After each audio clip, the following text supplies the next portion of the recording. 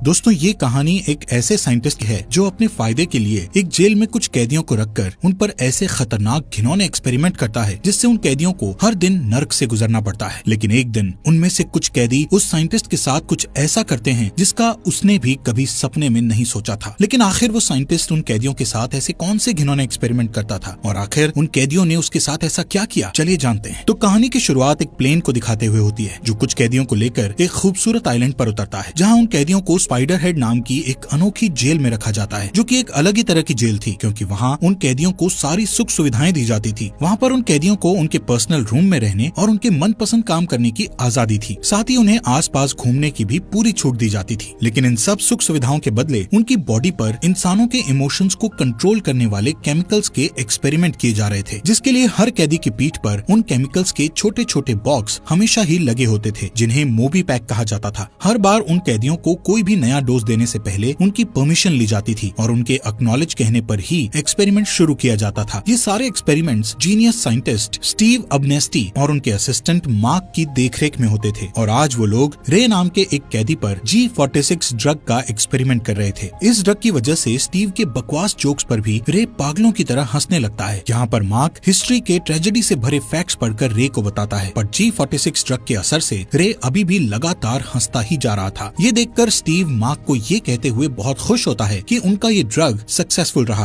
और अपने नोटबुक में इस टेस्ट से जुड़ी जानकारी नोट करने के साथ ही गोल्डन स्टार वाला स्टिकर भी उस जानकारी पर चिपका देता है। अगले दिन सुबह जेफ नाम के कैदी को आंखों पर पट्टी बांधकर बिल्डिंग से बाहर एक खास टेस्ट के लिए ले जाया जाता है। उसे N40 ड्रग का डोज देने के बाद उसकी आंखों से पट्टी हटा ली जाती है। पट्टी हटने पर जेफ को सारी चीजें बहुत खूबसूरत दिखाई देने लगती है, पर वो उस खूबसूरती को ठीक से बयान नहीं कर पाता, इसलिए उसे B15 नाम का दूसरा डोज दिया जाता है, जिसके असर से वो बहुत ही खूबसूरत शायराना अंदाज में उस खूबसूरत नजारे के बारे में बताने लगता है। लेकिन जैसे ही टेस्ट खत्म होता है और सब वापस आने लगते हैं तो जेफ देखता है कि वो एक बहुत ही गंदे और बेकार सी जगह में खड़ा है। अपने ठिकाने पर लौटकर जेफ किचन में काम कर रही अपनी साथी कैदी लिजी के पास जाकर काम में उसकी हेल्प करने लगता है। असल में जेफ को लिजी बहुत पसंद थी और वो दोनों स्नैक्स बनाने के इंचार्ज थे। जेफ को ये काम इसलिए पसंद था क्योंकि उसे लिजी के साथ ज्यादा से ज्यादा वक्त बिताने और उससे बात करने का मौका मिल जाया करता था। वो लोग खाना बनाते हुए अपने साथ होने वाले टेस्ट के बारे में भी बात किया करते थे। शाम को जेफ अपने रूम में बैठकर डिटेल में बीती हुई घटनाओं को याद करके अनोखी तरह के ड्राइंग्स बनाना पसंद करता था। लेकिन उसके लिए ऐसा करना आसान नहीं होता था क्योंकि कई बार सोचते हुए उसका दिमाग पास्ट में चला जाता था और उसे वो सारी चीजें याद आ जाती जिसकी वजह से वो इस जेल में पहुंचा था। यहाँ से सीन शिफ्ट होता है और हम देखते हैं कि पास्ट में उस खूबसूरत रात को वो अपने बेस्ट फ्रेंड एडम और अपनी गर्लफ्रेंड एमा के साथ एक पार्टी एंजॉय कर रहा था। पार्टी में जेफ ने बहुत ज्यादा पी ली थी और घर वापस लौटते वक्त नशे में उसने गलती से अपनी कार को एक पेड़ में ठोक दिया था, जिसकी वजह से उसके बेस्ट फ्रेंड एडम की मौत हो गई थी। फिर सीन शिफ्ट होता है और प्रेजेंट में हम देखते हैं कि नए टेस्ट के लिए जेफ को एक दूसरी कैदी हीथर के साथ ले जाया जाता है। एक्सपेरिमेंट से पहले स्टीव अच्छी तरह से पता कर लेता है कि वो दोनों पहले कभी नहीं मिले थे। फिर वो उन दोनों से पूछता है कि क्या वो एक दूसरे को अट्रैक्टिव लगते हैं, तो उनका जवाब ना के बराबर होता है। फिर मार्क उन्हें N40 का डोज देता है और तुरंत ही जेफ और हीथर एक दूसरे को बहुत ही अट्रैक्टिव लगने लगते हैं। दोनों खुद पर काबू नहीं रख पाते और कैमरास और साइंटिस्ट की मौजूदगी में ही इंटीमेसी में इन्वॉल्व हो जाते हैं। वो एक दूसरे को आई लव यू बोलते हैं और बेइंतहा प्यार करने लगते हैं। ये देखकर स्टीव और मार्क खुश हो जाते हैं, पर वो अभी अपनी डायरी में गोल्डन स्टार नहीं लगाता क्योंकि वो पहले N40 का बचा हुआ असर देखना चाहता था। इस बीच जेफ खाना सर्व करते वक्त हीथर के लिए भी खाना लेकर आता है, तो वो दोनों अजनबी जैसा बिहेव करते हैं और एक दूसरे से बात तक नहीं करते। ये देखकर स्टीव को थोड़ी निराशा होती है और वो दोबारा से एक्सपेरिमेंट करने का फैसला करता है। लेकिन इस बार वो एक बूढ़ी औरत को चुनता है, जिसे देखकर जेफ इनकार कर देता है, पर उसे डबल डोज दिया जाता है और वो इस बार भी प्यार की सीमा पार कर जाता है। बाद में जब मार्क उसके मोबी पैक को रिफिल करने आता है तो उसे बताता है कि ये बॉक्स बहुत ही नाजुक है और हल्के झटके से भी टूट सकता है और वो आउट ऑफ कंट्रोल हो सकता है, इसलिए लड़कियों के साथ इंटीमेसी करते वक्त उसे केयरफुल रहने की जरूरत है। जेफ मौके का फायदा उठाकर मार्क से कहता है कि वो उसकी ड्यूटी बदल दे क्योंकि वो स्नैक्स की ड्यूटी से बोर हो गया है और कुछ चेंज चाहता है, पर वो मार्क से असली रीजन नहीं बताता। अगले दिन वो ये देखकर हैरान हो जाता है कि उसे स्टीव और मार्क के साथ साइंटिस्ट के डेस्क पर काम करने की ड्यूटी मिली है। नेक्स्ट एक्सपेरिमेंट के लिए दो अलग अलग रूम तैयार किए जाते हैं। एक में डेव को रखा जाता है जो ढेर सारा खाना खा रहा होता है। दूसरे रूम में हीथर और सैरा बैठी होती है। टेस्ट बहुत सिंपल था और स्टीव जेफ को उन दोनों में से किसी एक को डार्कन फ्लॉक्स का डोज देने को कहता है, जो कि स्टीव के मुताबिक एक उत्तेजित करने वाली दवाई थी, लेकिन इसका कोई परमानेंट नुकसान नहीं था। ये सुनकर जेफ थोड़ा अनकंफर्टेबल फील करता है और दोनों में से किसी को भी चुनने से इनकार कर देता है, पर वो ये भी क्लियर कर देता है कि अगर उसे चुनना ही पड़ा तो वो रैंडमली दोनों में से किसी को भी चुन लेगा, क्योंकि उसके दिल में उन दोनों में से किसी के लिए भी कोई फीलिंग नहीं थी और वो सिर्फ इसलिए इनकार कर रहा था क्योंकि उसे पहले वो दवाई दी गई थी जो उसे बिल्कुल भी पसंद नहीं थी। ये सुनकर स्टीव इम्प्रेस हो जाता है क्योंकि जेफ को उन दोनों औरतों के साथ फिजिकल होने के लिए अलग अलग डोज दिए गए थे, लेकिन उनके फाइनल रिजल्ट सेम थे। कुछ देर बाद लिजी जेफ के पास आकर उसे अपनी ड्यूटी चेंज करने के फैसले के बारे में पूछती है, पर तभी गार्ड आकर जेफ को बताता है कि आज उसकी छुट्टी है। ये सुनकर वो बिल्डिंग से बाहर निकलकर अपनी गर्लफ्रेंड एमा को फोन करता है, पर हर बार की तरह इस बार भी उसकी डायरेक्ट कॉल नहीं लगती और उसे वॉइस मैसेज भेजना पड़ता है। वो मैसेज में उससे माफी मांगता है और कहता है कि वो उसे बहुत मिस करता है। साथ ही इस बार वो उसे लिजी के बारे में भी बताता है। अगले सीन में जेफ को रोगन नाम के एक हट्टे कट्टे कैदी के साथ रूम में भेजा जाता है, पर जेफ को मर्दों में कोई दिलचस्पी नहीं थी, इसलिए वो डोज लेने से इनकार कर देता है। फिर उसे बिना डोज दिए रूम में जाने दिया जाता है, लेकिन जेफ को तसल्ली नहीं होती और वो साइंटिस्ट के रूम में जाकर पता लगाता है तो उसे मालूम चलता है कि हीथर को